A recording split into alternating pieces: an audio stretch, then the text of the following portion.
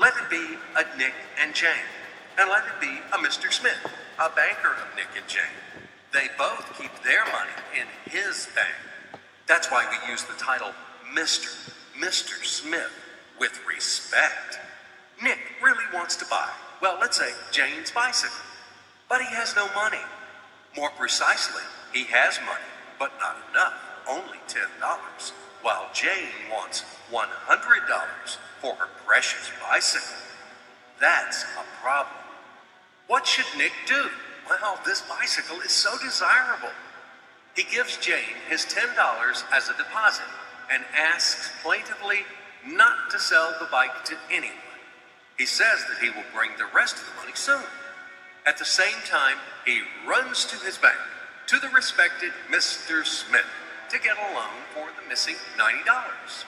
As ill luck, Mr. Smith has no money at this moment, but he knows perfectly about $10, which Nick gave to Jane. And where will Jane bring his money to? That's right.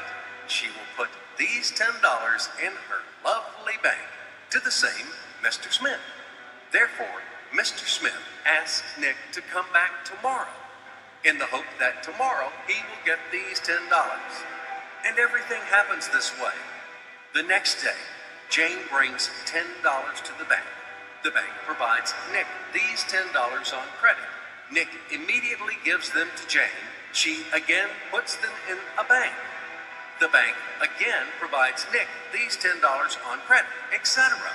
As long as Nick the fool will gather enough money for the bicycle. Don't you get confused yet? Be patient, I told you. These demons have been trying to confuse you during 1,000 years. These damn economists and financiers. But anyway, we will figure everything out. So what do we have in the end? Nick finally got the bike from Jane. Wow! But at the same time, Nick owes $90 to the bank, Mr. Smith.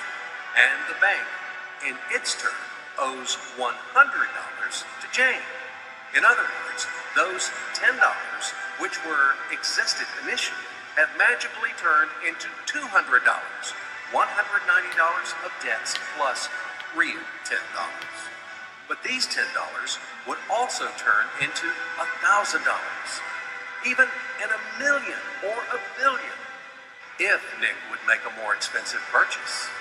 In this case, our $10 would make the increasing number of its cycles, circuits from hands to hands. That's it.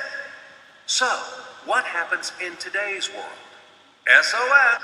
It appears that banks also make money out of thin air and multiply them. Not only Fed can produce money, but banks either. In short, everybody can do this, except you and me. We are not in the business at this celebration of life. I would like to print or draw some money as well. In fact, these banks multiply money without any control.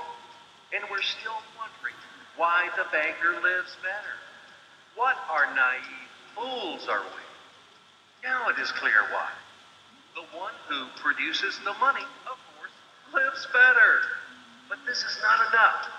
From this moment, poor Nick will never be able to repay his debts owed to the bank. No matter how hard he would work, silly Nick doesn't know it yet, that he's in slavery to the bank, in credit bondage forever, because those $90 which he owes to Mr. Smith are not his nature at all. Sly Mr. Smith made his money out of nothing. He created them out of thin air, just one click. And $10 turned into $200. Yes, but you can object.